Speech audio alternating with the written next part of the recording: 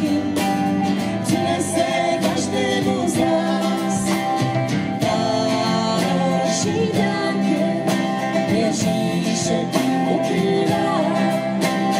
Vánoční dárky snad on pro nikoho má. Nejdřív ho nesváteční a večeře sváteční. Procházka pod hvězdným nebem, cukroví a všechno noční.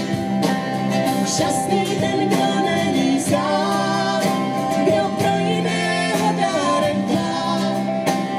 Dřív nebo později zjistí, že dávat je lepší než brát. Vánoční dárky Ježíšek ukrývá. Vánoční dárky snad on pro nikoho má. Je to ten vánoční čas, lidí slova pak pohoda v nás. Těší se na každé Vánoce, budou bílé a bude nás. Budou bílé a bude nás. Budou možná bílé a bude mráz.